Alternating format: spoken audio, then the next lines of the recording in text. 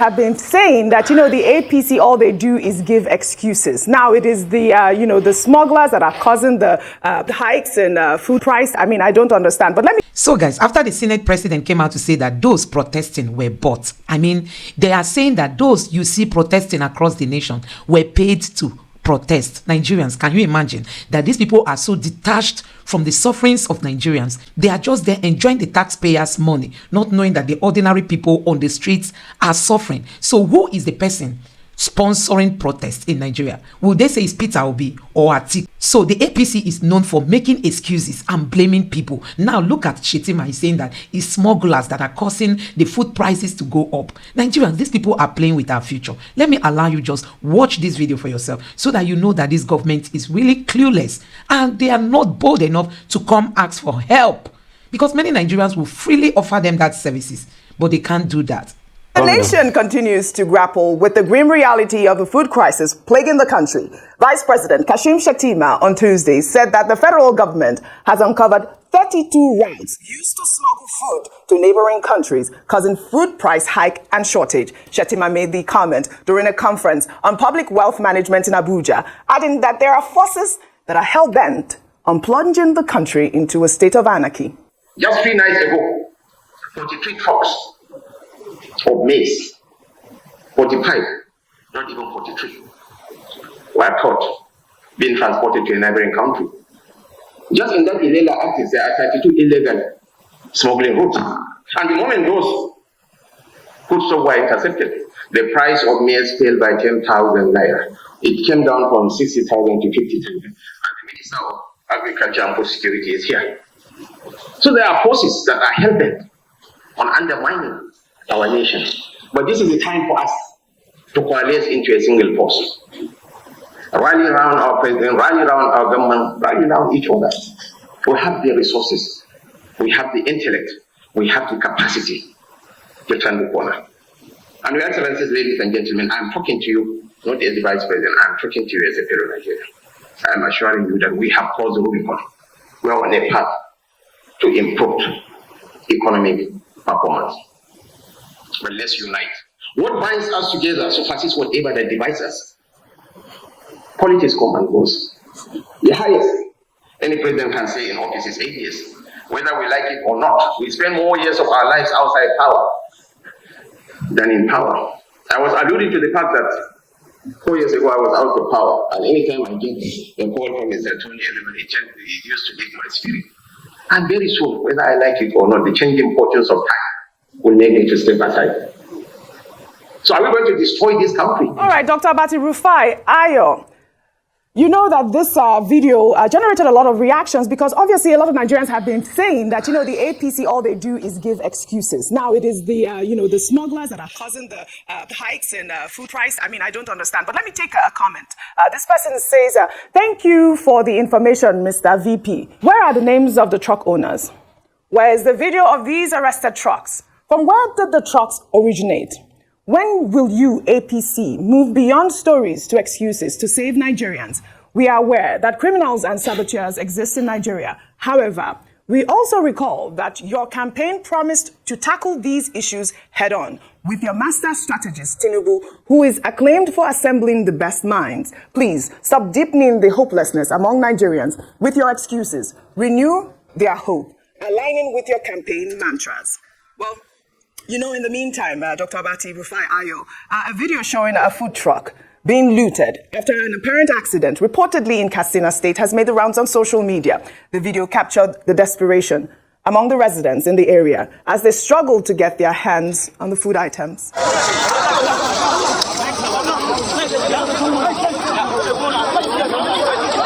Kun ga yadda ake ta kwasan kayan nan ake ta kokowa maza da mata ga hidan kowa gudu yake da kaya yadda yake so kun gani kun ga yadda abun yake kun gani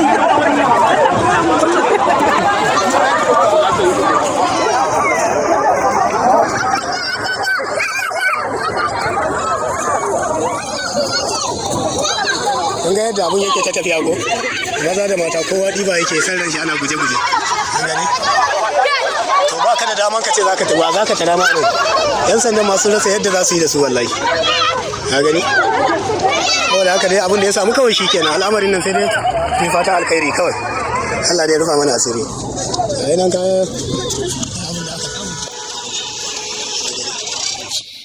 We've seen in the same country people fighting over bread on the streets of Lagos. We have seen in the same country people fighting over tubers of yam in this same Lagos. Tubers of yam donated by a public-minded religious leader. And now in Katsina, a truck, an accident. You would think that ordinarily people who have empathy, the first thing they would try to do would be to help the people involved in the accident. But there's so much hunger in this land that, the instinct of the villagers in that video was to loot the food items. So if a bag of rice is about 70,000 naira, if a bag of maize is about 60,000 naira, what do you expect? There's desperation in the land. Which then takes us back to the point made by the Vice President. He was speaking at the Public Wealth Management Conference organized by Minister of Finance Incorporated yesterday.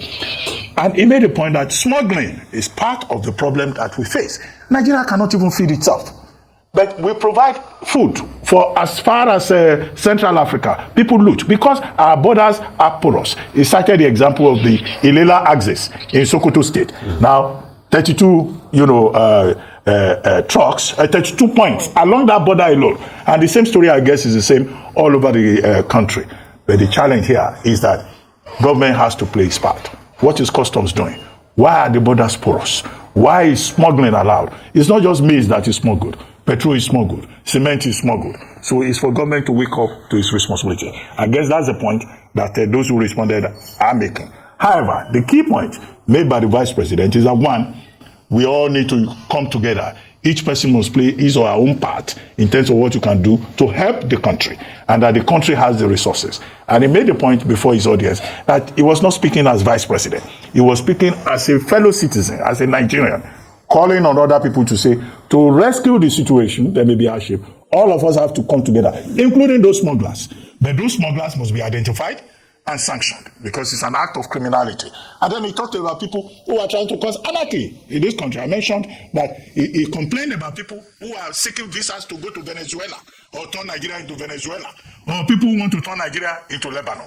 If there are such saboteurs in this community, I say it's innuendo. He didn't want to name them. But we know the people who have been fantasizing about Nigeria becoming Venezuela. If there's anybody seeking to cause anarchy, those people should be identified. Yeah. So for me, yes, some things the Vice President said was okay, but a lot of things were not okay. If they want a collaborative effort to solve the problem, they too should be ready to listen to criticism.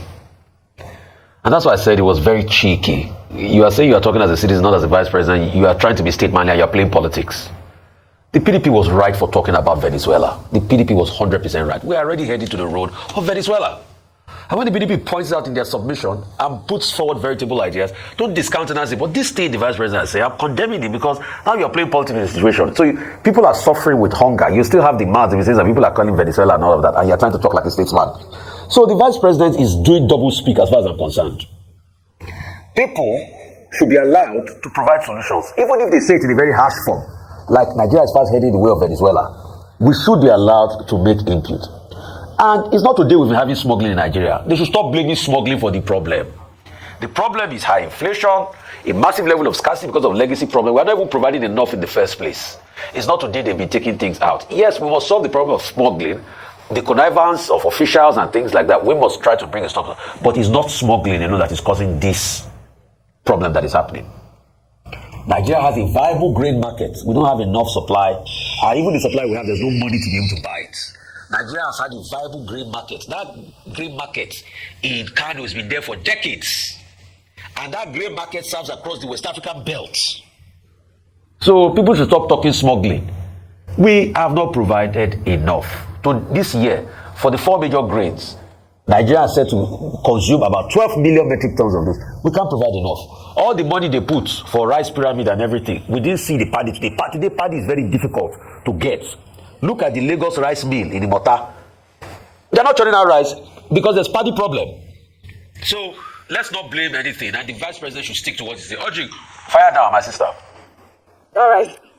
All right, Rufai, you're absolutely right. We cannot be blaming smuggling for this problem that we are facing right now in Nigeria. Like Dr. Abati said, and a lot of users on social media have said, we need to identify these culprits as well. But you know, in the wake of the protests in some states, over the rising cost of living and the announcement made by organized labor that its members will begin a nationwide protest on February 27th and 28th over the economic hardship in the country, the hashtag I Stand with Tinubu on Tuesday began trending on social media.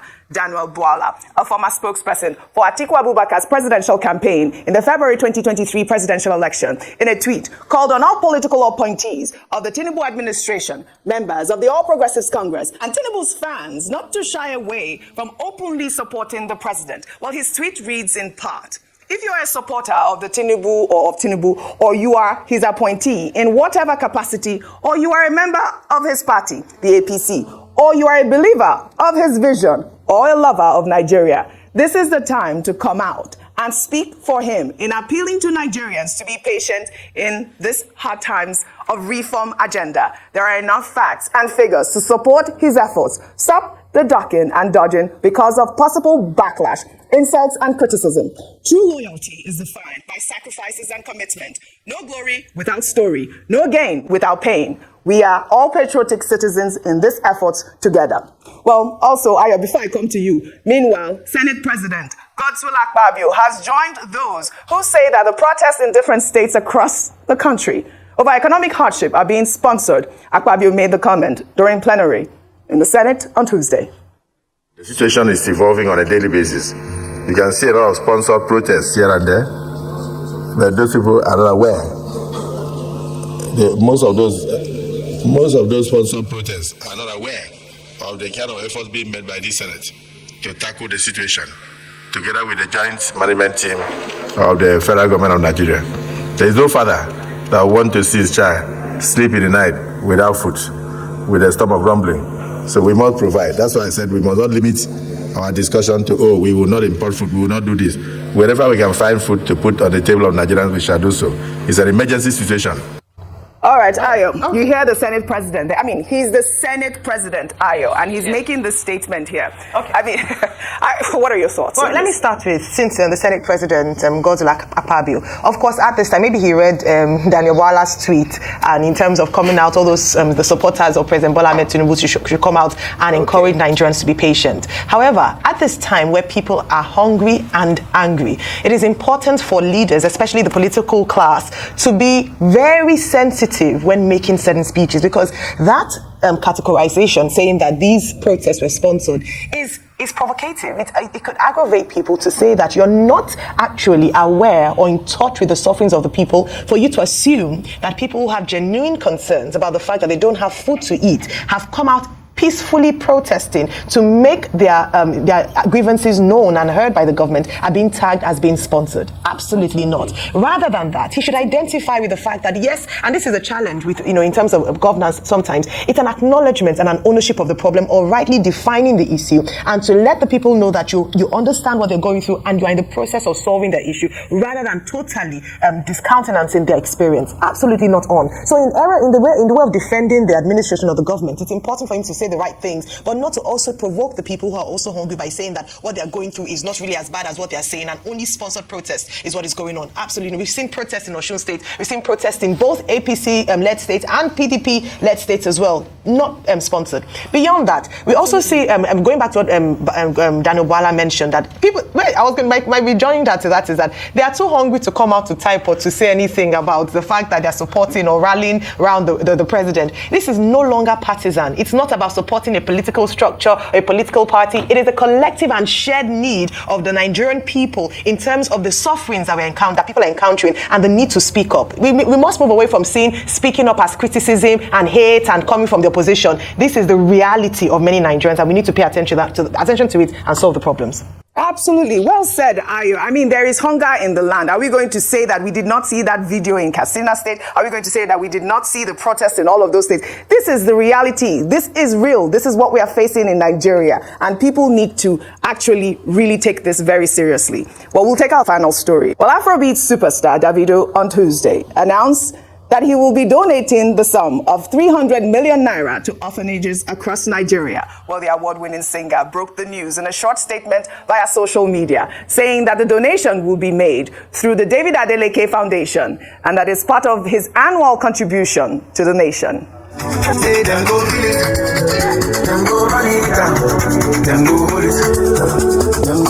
All right.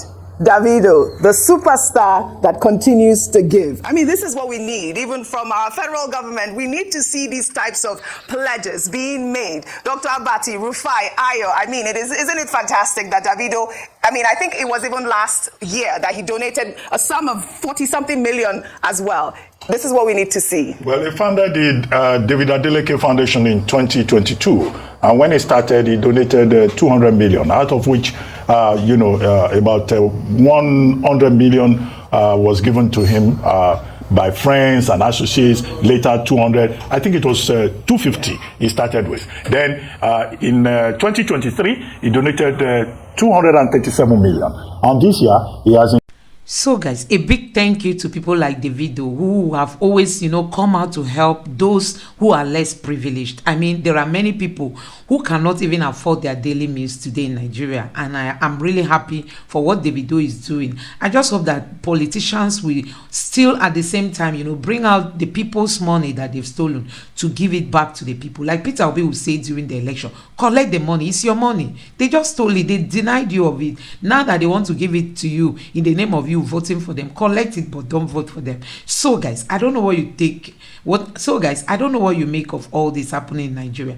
Honestly, these politicians, they need to be retired. They are just, short of ideas. They don't even understand what is happening in the country. Look at Tinubu now. His name is out there on a deal that they have, through Oando. Oando, that's his company. So they are saying that Oando is into a shady game or a shady business that has to do with Tinubu's means and ways to siphon money from the Nigerian people. You need to go and watch that video. That's the last video I uploaded before this video.